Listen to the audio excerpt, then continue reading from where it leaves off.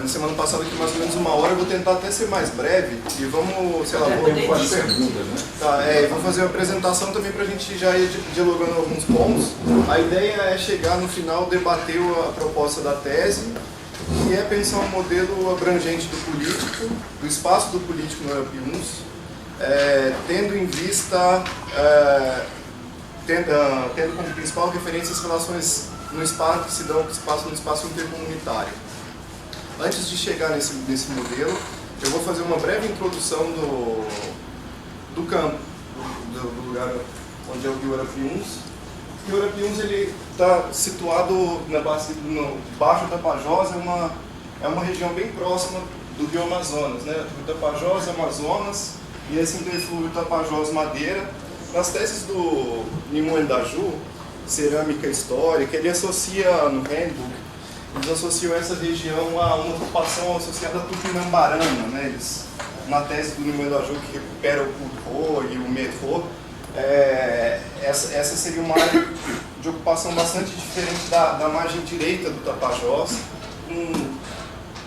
que as trilhas, tanto no interior aqui da área de interflúvio, quanto os rios, fazem com que essa região do Arapiuns fosse, nas redes do passado, muito mais conectado a essa ocupação da ilha de Tupinambarana.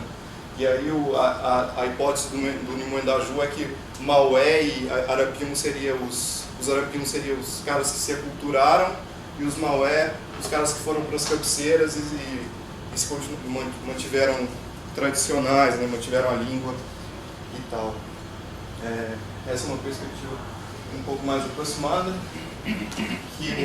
Bom, só para visualizar também, esse é um mapa desenhado. Só um pouquinho mais, a imagem anterior. Essa? É a outra, anterior mais uma. Tudo. Aí, só você para mostrar aqui, bom, o outro lado da mão. Os muros estão aqui, né, de madeira. Aqui, bom, é um pouco de zona de encontro entre, né, o maciço guianense e o Vale do Amazonas. Esse é um mapa só ilustrativo para que foi o mapa que o Nimon Endaju desenhou. Ele passou lá em 1823 e ele fez esse percurso, foi aqui que ele chegou até os muros. Em 1923. Ele morou um tempo em Alter do Chão, ele morou 5 anos em Alter do Chão. Foi nesses 5 anos que ele fez todas essas expedições no Vale do Amazonas, financiados pelo Museu de Gotemburgo. E aí é essa área que ele enfatiza, né? Essa área de interflúvio aí, que seria, o Arapiuns seria uma zona de refúgio, né? Um rio de água pobre, considerado um rio de água pobre na região, muito diferente do rio Amazonas aqui de cima. O Tapajós teria mais rio, e ele foi sempre considerado um rio de refúgio, que não levava nada a lugar nenhum, e que as pessoas... só uma outra perspectiva dessa região. Historicamente, essa região, essa sequência de ocupação tradicional, Maué, e há um bom tempo, desde o século XIX, é uma região caracterizada pela historiografia, pela antropologia, como uma área de ocupação cabocla. Quer dizer, essa ocupação cabocla tem 2 sentidos mais ou menos clássicos para esse termo caboclo, né? Que é um caboclo tipo A, que a Débora Lima chama, que é associado ao índio, ao culturado, e esse tipo B, que seria o tipo ribeirinho, sem conotação nenhuma de cultura ou raça, que se caracteriza basicamente pela economia mista. Economia mista é articulação de caça, agricultura, coleta, e só que esses estudos, o interessante desses estudos caboclos, que eles produziram uma distância total dos trabalhos da etnologia indígena.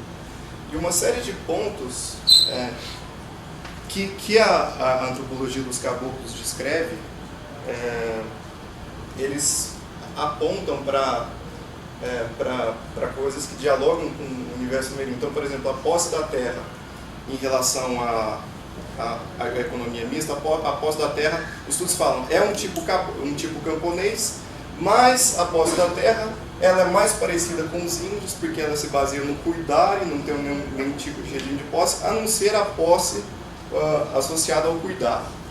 E aí passa para a cosmologia, bom, é esse mundo dos donos, dos encantados, estabelece comparações, mas não levam adiante. Então, mantém-se a divisão entre caboclos e índios como mais por princípio analítico, né, de uma divisão estabelecida um divisor entre povos camponeses e populações indígenas, do que por ter submetido esses princípios a uma análise mais pormenorizada, né? Esse debate na Várzea do Amazonas não foi feito, embora já tenha havido um grande acúmulo de trabalhos nessa literatura associada aos estudos caboclos.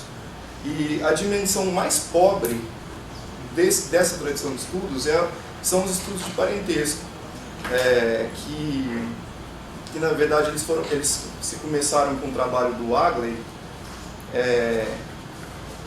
e se desdobraram em alguns trabalhos. O Klaas Voigtman fez um trabalho muito parecido com a proposta do Agley, assim, uma depuração das ideias do Agley, que chama Parentesco numa Comunidade no Vale do Amazonas, e também utiliza essa fictícia Itaçu, que ele chama, né?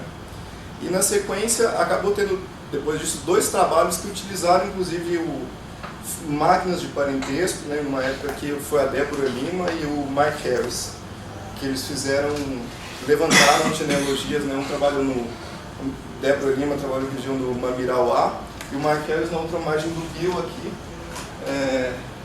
mais na região aqui de Óbidos, um pouco já no Baixo Rio Paru.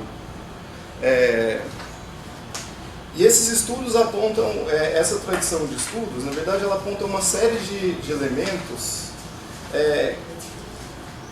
que, enfim, que hoje lidos depois de um tempo, eles não debatem nada com a etnologia.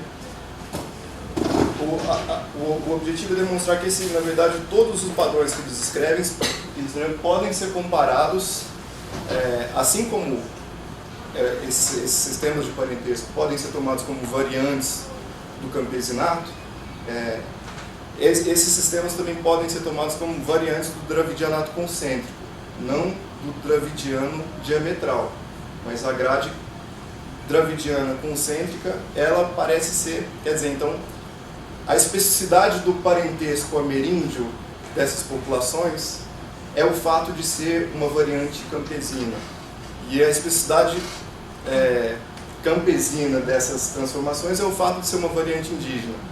É um pouco aquela imagem de frente e fundo, né, da Gestalt. Você olha, por um lado você vê um mundo campesino, você olha a figura de outro jeito, você vê um padrão ameríndio. Então, seria um padrão que estaria oscilando entre esses 2 tipos. Deixa eu passar o debate sobre o caboclo aqui, esses tipos humanos aqui. O nominalismo. E para a gente...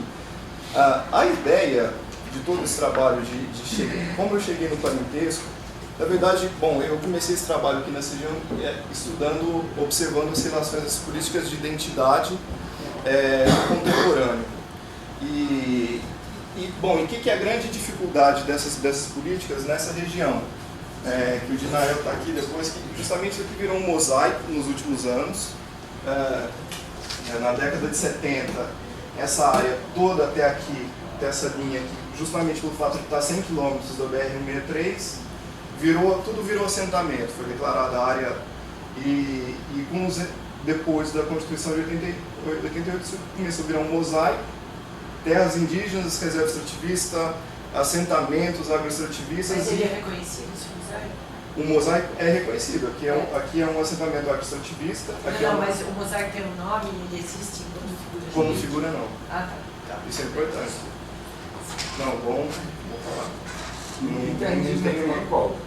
A terra indígena aqui é a terra Maró, que é essa terra que o Dinael está aqui, mas ele está envolvido com essa terra. E eu trabalho aqui, nessa cabeceira aqui, e tem um monte de terras aqui sendo reivindicadas nessas áreas.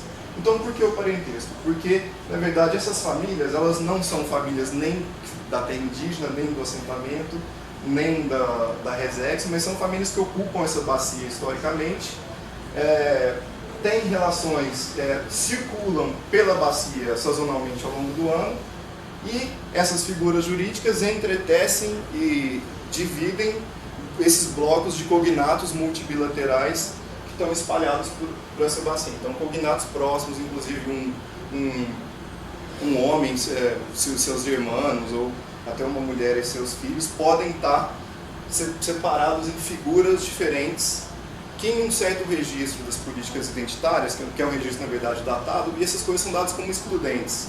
Então, um debate de que, eventualmente, na demarcação de uma terra indígena, um tal segmento que não assumiu certos nomes que os outros assumiram, teria que ser retirado. Esse é o contexto que eu cheguei na região, que a gente está retrabalhando essas, junto com eles, dialogando, tanto em antropologia quanto diálogo com eles, para tentar reformular essa linguagem reificada que não cria passagens entre... Então, o parentesco, na verdade, é a dimensão central.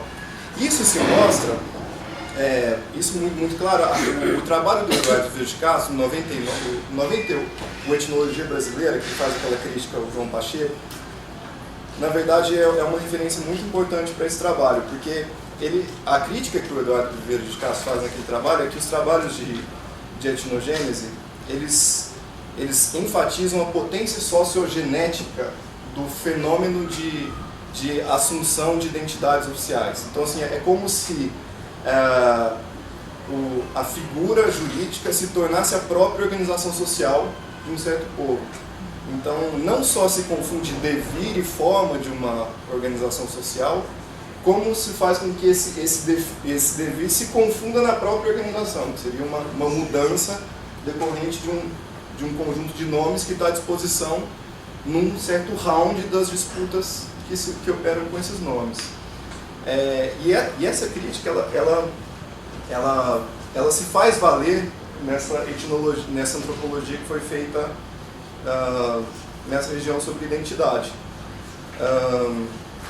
Que justamente uma antropóloga que estudou a região do Arapiuns, ela dizia que o parentesco não era mais a luz dessa expressão main carrier da organização social, que para a gente entender a organização social de população, a gente teria que ir para os discursos de identidade. E o caso mais absurdo dessa potência sociogenética da identidade é o caso da antropóloga de Viges e Ores, que é um desafeto meu, que a gente tem divergências que na verdade são divergências teóricas. Divergência ou desafeto? São divergências teóricas, são divergências de leitura. Divergência, na verdade, não é desafeto. Não, é melhor falar de divergência. Não. Aí eles estão vamos cortar esse pedaço. Isso vai para a internet, né? Não, isso tem que cortar. Claro. Não, estou falando sério. Não, mas ele... Certo. Bom, que é uma desavença de leitura dos dados, né? Ela trabalhou nessa região aqui e aí ela analisou um conjunto de comunidades formadas numa origem comum. Que elas são mais ou menos 4 comunidades, uma ao lado da outra. Umas 5, mas enfim, tem 2 blocos aqui, formados em 2 terras indígenas, separadas, e no meio dessas 2 terras indígenas, uma ilha. Opa, Ué? Bom, são 2 terras indígenas propostas. A maneira de um lote, com uma área no meio, que reúne parentes dessas famílias que estão na terra indígena, uma área que ficou, enfim, um mini mosaico dentro da flora. Qual a justificativa que ela usou para pensar essa questão? Foi justamente que o processo de etnogênese fez com que essas 2 famílias que disputavam, uma família passou a se apropriar de um nome, todas originadas de uma descendente, a dona Miloca, um segmento, uma facção desse conjunto de comunidade, desses aglomerados, passou a assumir a identidade indígena, outro não. Pela coesão interna gerada em torno do nome, segundo a autora, esses se tornaram coisas completamente diferentes, o que justifica esse tipo de intervenção.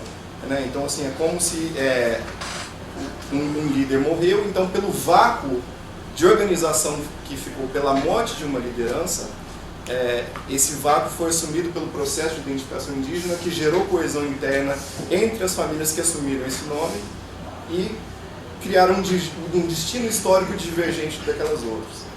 O que fica notável nisso é que, enfim, é a pertinência da crítica que o Eduardo Vieira de Castro faz para o Nordeste, para esse contexto também, e aponta para a necessidade de que os estudos aprofundem, sobretudo, a dimensão do parentesco, para entender os modos como a política se procede nesse espaço. Essa limitação também ela se dá nas atualizações dos estudos caboclos. Dois trabalhos também feitos nessa mesma região, né, Edviges veio para cá, outros antropólogos vieram para a mesma região e reafirmaram João Valentim Alzinha, que defendeu na UFSCar, ele dá aula em Londrina agora, e uma aluna da Sorbonne, Chantal Medaes. As duas elas reafirmaram as premissas da teoria dos estudos caboclos, que embora as populações caboclas tenham antecedentes indígenas, as sociedades caboclas por elas mesmas não o são. E aí o que eles fizeram? Eles, ao invés de pegar esse caso de identidades, e acabaram por dizer que, na verdade, a assunção de identidades indígenas é uma vaga na história de uma sociedade que é cabocla, que é uma vaga passageira, e que, portanto, todos estariam mais bem amparados pela figura geral de trabalhadores tradicionais. Ou seja, tanto em um quanto em outro caso, o discurso do observador fica muito distante dos modos como a política se passa lá, quanto os temas que os próprios observados estão propondo, né? A saída que esses autores deram foi reafirmar um discurso do observador em detrimento da complexidade do observado. Essa rotação de perspectiva que eu estou propondo aqui, essa rotação de perspectiva é o termo usado pelo Eduardo Vieira de Castro, foi um trabalho, na verdade, iniciado pelo GAL, na Amazônia peruana, que propõe que, enfim, que esse desequilíbrio teórico-metodológico, na verdade, que é o que proporciona essa série de mal-entendidos em contextos como esses, né? Um grande divisor de premissas, né? Premissas culturalistas, ou premissas da ecologia cultural, ou premissas fundamentalmente econômicas, né? Adaptação econômica ao mercado, dominaram os estudos dessa região, e não tem praticamente debate com o americanismo, com a antropologia feita a partir de Lévi-Strauss. E essa rotação de perspectiva deveria ser capaz de se mostrar menos preocupada com as questões de contato e com o Estado e mais atenta às lógicas e às práticas nativas, né? E aí a proposta do Gal de que, enfim, é possível observar esses sistemas como variantes transformacionais dos sistemas ameríndios, né? As armaduras sobre as quais as armaduras simbólicas a partir das quais eles operam as diversas dimensões do vivido se passam em um regime que pode ser comparável a outros sistemas ameríndios. Isso foi feito no ambos os três. O Eduardo Vieira de Castro aprofundou um desdobramento do Peter Gal lá no Baixo do Bamba, que foi dizer que nesses locais como esses, eles não têm uma grade, eles não têm uma distinção entre paralelo e cruzado, por exemplo, mas eles mantêm casamentos entre primos próximos, né, da mesma maneira, né, isso na verdade, e os estudos caboclos destacam uma série de pontos que falam sobre a especificidade do parentesco caboclo em relação aos outros campesinatos. Então, quer dizer, na verdade o trabalho está meio pronto, porque todas as especificidades da variante campesina, da variante cabocla do campesinato, são especificidades do dravidianato. E essas especificidades, enfim, elas dão a base para pensar a partir de um modelo das relações, um modelo abrangente das relações políticas. Então, quer dizer, esses estudos eles param na dimensão do parentesco e fazem um ciclo de desenvolvimento das famílias, destacam que não tem linhagens, destacam uma grade, enfim, Deixa eu pegar os termos.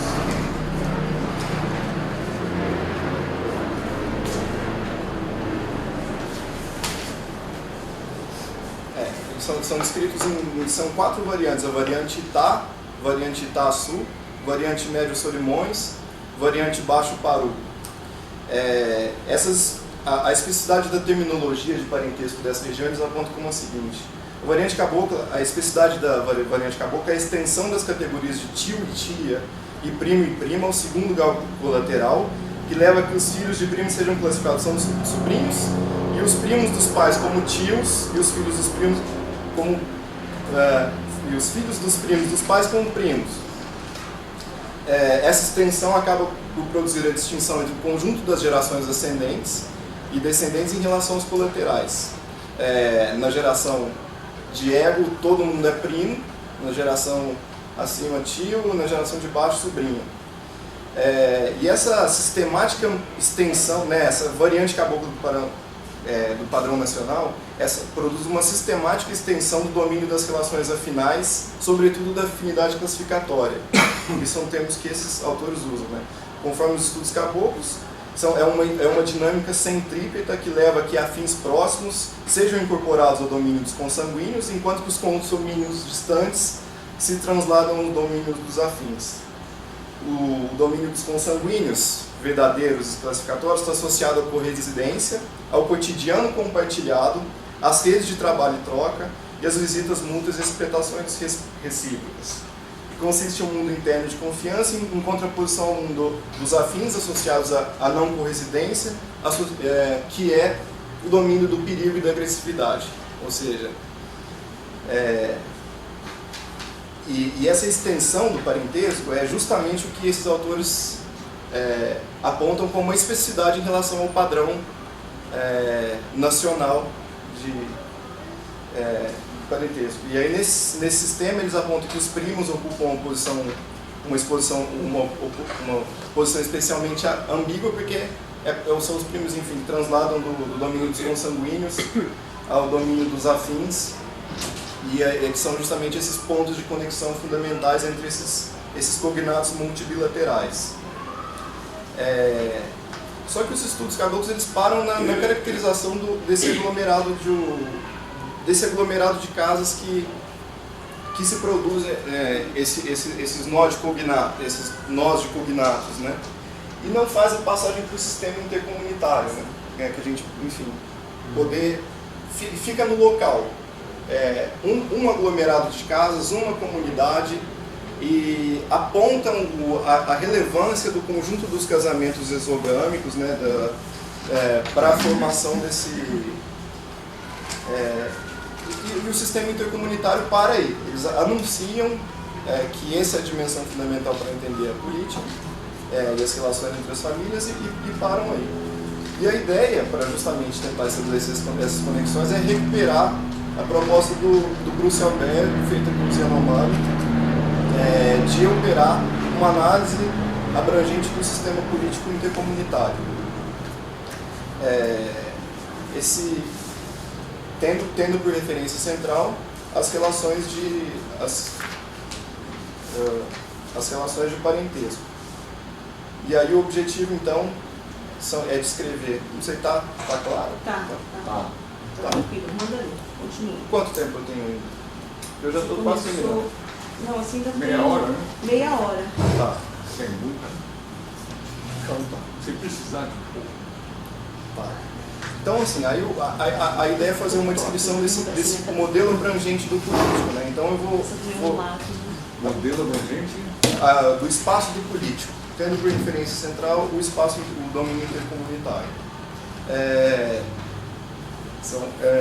Em outras palavras, na verdade, o objetivo, nas palavras do Bruce Albert, é tentar articular, tendo por referência os termos do campo, diferentes zonas de saber para abordar uma lógica global, social e simbólica do político, tal como opera entre esses povos nas diferentes camadas de sua complexidade. Na esteira desse autor, então, eu me reporto a 2 sistemas fundamentais a partir dos quais a ideia é desdobrar relações entre zonas de saberes que vão informar esse modelo abrangente do político, que são as classificações interpessoais, que remetem às relações de parentesco, e as classificações intercomunitárias ou armadura conceitual que engloba o parentesco e que instaura um modelo nativo que permite pensar e mobilizar os assuntos públicos. Né? Seria aquela passagem dessa semana. Né? Então, as relações interpessoais e intercomunitárias são tomadas aqui não como se fossem instituições isoladas ou subdivisões reais do concreto, mas sim como dimensões específicas da vida social que partilham suas qualidades com todas as demais. Seria essa premissa Moas-Bateson, né? da inter-relação entre os diversos domínios do indivíduo. E essas dimensões podem ser lidas como subsistemas de uma taxonomia global que se abre para a nomenclatura ontológica, quer dizer, as classificações intercomunitárias que incorporam o parentesco, para o Bruce Albert, elas podem ser lidas como subsistemas de uma taxonomia global, que se abre para a nomenclatura ontológica, seres humanos, encantados, bichos, e se continua para uma nomenclatura das relações interétnicas ou das relações entre os diferentes tipos de gentes, né, atualizando essa terminologia, que é a terminologia que envolve índios, brancos, camponeses, essa série de nomes que está disposto a partir né, no registro do qual eles operam essas disputas identitárias no contemporâneo.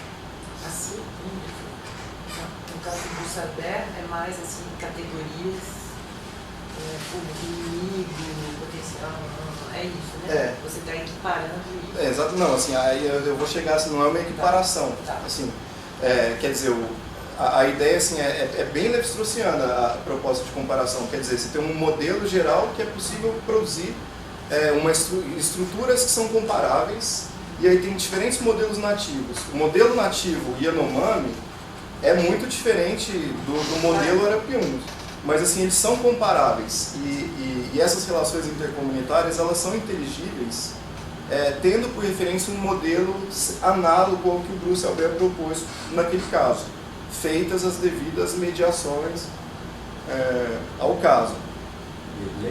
Uma pergunta. Não sei se eu entendi direito, mas significa que tem como uma estrutura fractal. Reproduz no mar e se pode encontrar no mundo. Não, nesse caso da comparação, assim, essa diferença, sei lá, entre o concreto, o modelo nativo e o modelo, sei lá, um modelo estrutural.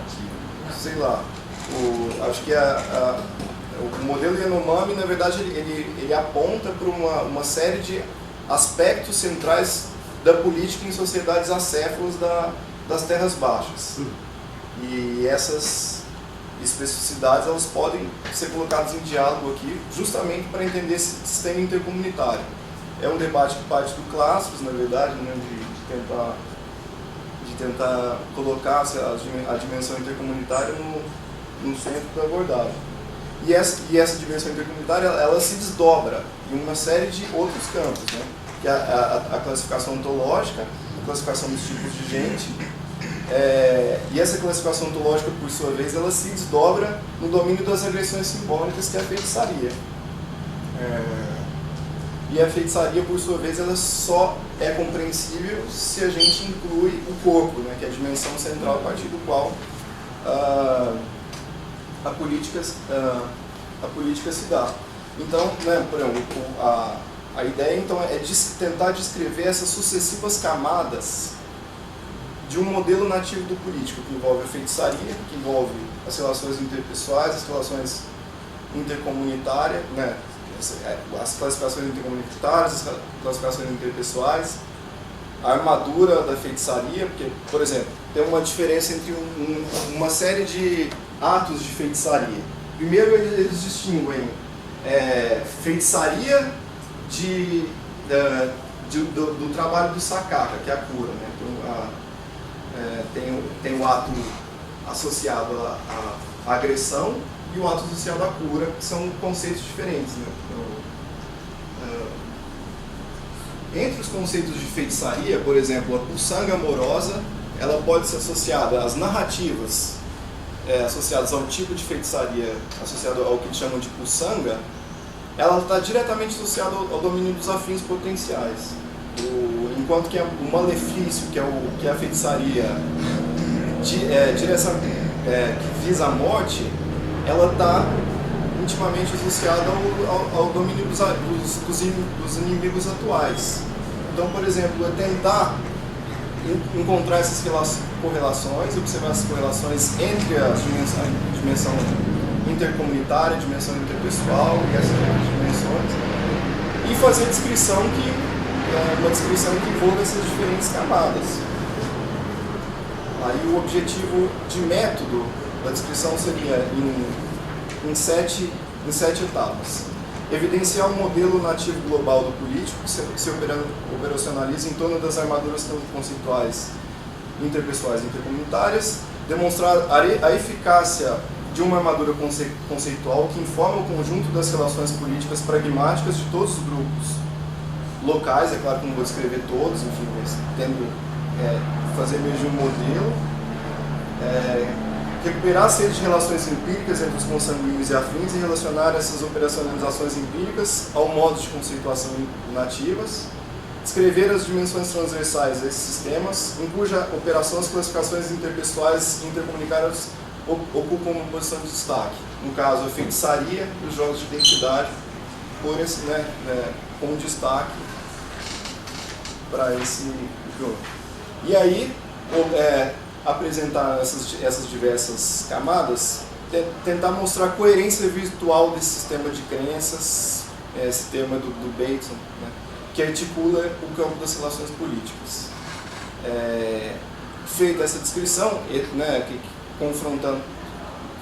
confrontar esse modelo à prática que ele informa, esse modelo descritivo ele é passível de comparação com outros casos. E a descrição, e aí eu vou poder debater justamente esse modelo, essas transformações entre o campesinato e variações entre padrões ameríndios e padrões indígenas, né? Então é um modelo abrangente a partir do qual a ideia é, ao final, propor um debate um pouco comparativo, né, entre esses dois campos de